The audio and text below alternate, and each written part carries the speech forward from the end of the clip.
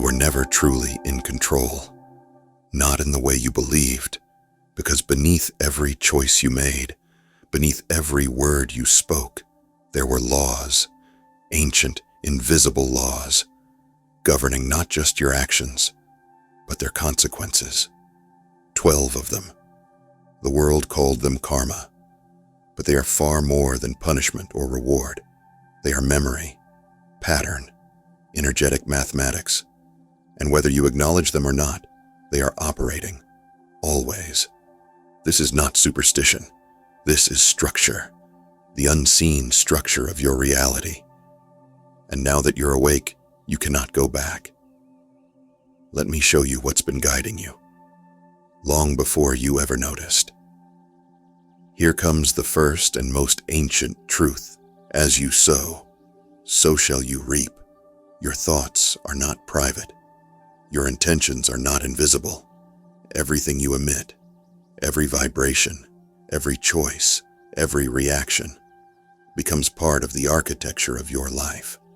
Karma is not a ledger of good and bad deeds. It's a magnetic field. You are sowing energy, and the harvest never misses its season. Each moment, you're planting futures. A smile to a stranger, a lie to a friend, a thought of doubt, a decision made in love.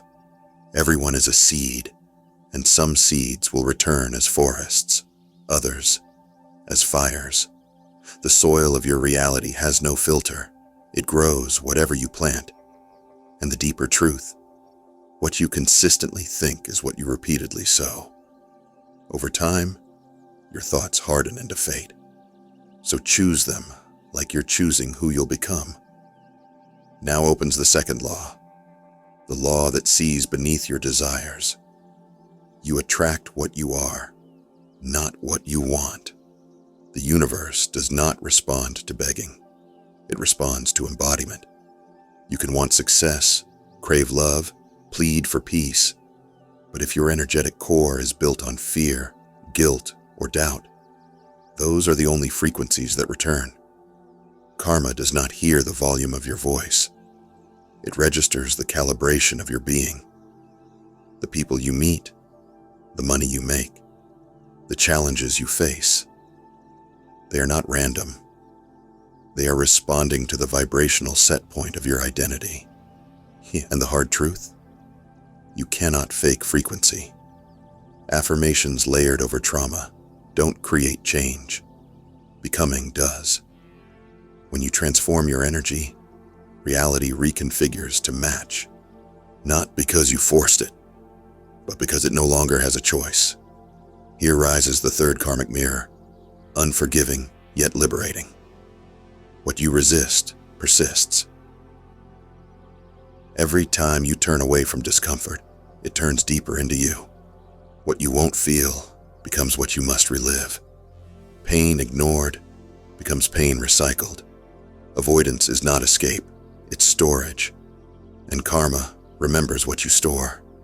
You think it's over because you don't talk about it, but the memory is still in your body, in your reactions, in your silence, in the people you're drawn to again and again. This law exists to bring you to the wound, not to punish you, but to offer liberation through confrontation, because only what is faced can be transformed.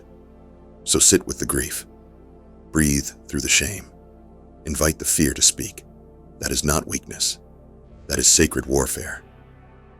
Now we stand before the fourth, karma's inescapable shadow. Wherever you go, there you are. Your environment may change, but your energy does not. You bring yourself to every new beginning, and the parts of you left unhealed will simply rebuild the old story in a different town, under a different name. You thought the last job was the problem, the last lover, the last home, but they were all mirrors, and you, unknowingly, brought the blueprint with you. Karma isn't interested in location. It's concerned with evolution. You will keep meeting yourself in different costumes until you realize that healing isn't about escape. It's about inner renovation. The cycle stops the day you do something unfamiliar, like choosing peace where you once chose panic, or speaking truth where you once chose silence. Here steps forward the fifth law, fierce and freeing. Your life is your responsibility. Yes, life hurt you. Yes, others failed you. But no one else can do your healing, and no one else is coming to change your story. The sooner you stop waiting for apologies, fairness, or saviors, the sooner karma responds with opportunity. This law is brutal because it hands you the mirror. It says, take it. Look at your patterns. Trace your pain not just to others, but to the moments you abandoned yourself.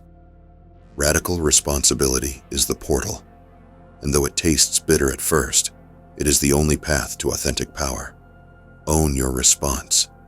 That is where your future begins. Now reveals itself, the sixth karmic web. Everything is connected. This isn't metaphor, it's quantum law. Everything you do, say, think, and feel is connected to everything else. The job you have, the mood you're in, the health of your body. All are connected to 1,000 tiny choices you've made before. A skipped boundary, a swallowed truth, a silent resentment, a kind word, a pause instead of a reaction. You are not isolated. You are woven, and the thread you pull today tugs on 100 other threads you cannot see. This law teaches reverence, because no act is meaningless, and no moment is just a moment. Even now, you are changing the pattern. Now sharpens the seventh law, focused and final. You cannot focus on two things at once.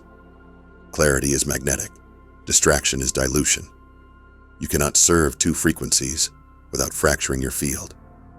You want love, but obsess over fear.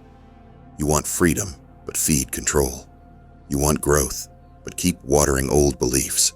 Your attention is your offering, and karma is not confused about where it's going.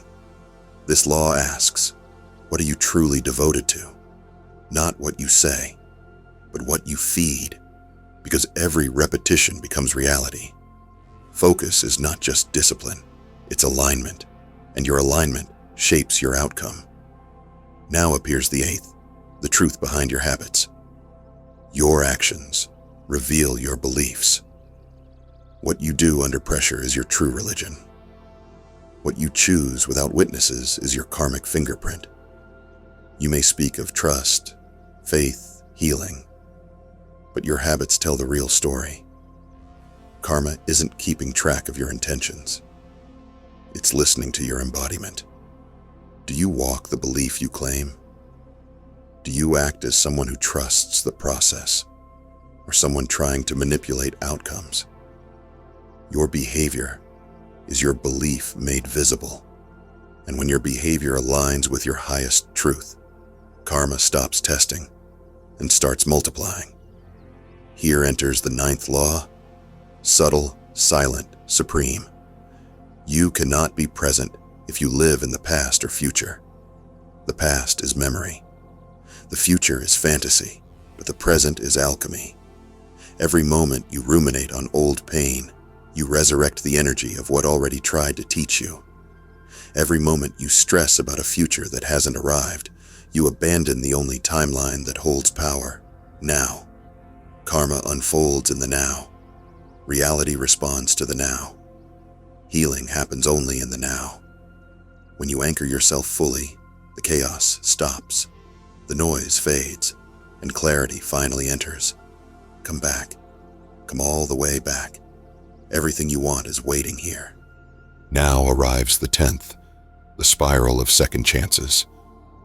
History repeats, unless you change the same mistake with a new name, the same wound with a different face, the same breakdown, dressed as coincidence. This is karma offering you mercy through repetition. Each cycle is not punishment. It's another chance to respond differently, to become the version of you that breaks the loop, The lesson you refuse becomes the life you repeat. But when you shift your reaction, even slightly, you fracture the pattern, and from that fracture, a new reality emerges. The 11th law stands tall, quiet, but unwavering. Patience is the gatekeeper of all rewards. Manifestation doesn't respond to urgency. It responds to readiness. The reason it hasn't arrived isn't because you're not worthy. It's because your field isn't stable enough to hold it. Karma doesn't rush what's sacred. It protects it until you're ready to receive. Keep walking. Keep watering. Even when there's no bloom in sight. Even when the world claps for quicker results. Because when it arrives, it will arrive fully, and it will know exactly why it waited. And now, the 12th, karma's final echo. Your greatest contribution is the energy you leave behind. What you own will fade. What you say will be forgotten. But what people felt in your presence, that will ripple into eternity. Were you a safe place or a trigger point? Did your energy lift the room or take from it? Your legacy isn't in what you build, but in how you made people feel while building it. This law is legacy. It is not about recognition. It is about residue. The frequency you live at becomes the world others inherit. So let your life be a bridge. Let your words be medicine. Let your story awaken someone else's light.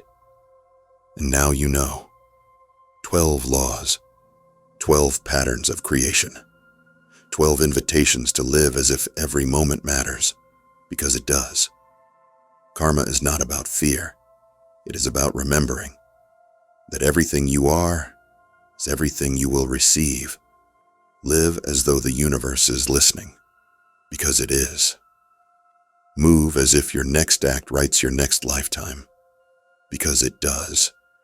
And when you begin to act like your life is sacred, karma agrees, and it begins to work with you, not against you, because you're no longer reacting. You're choosing, you're aware, you're awake, and once you're awake, nothing is ever the same.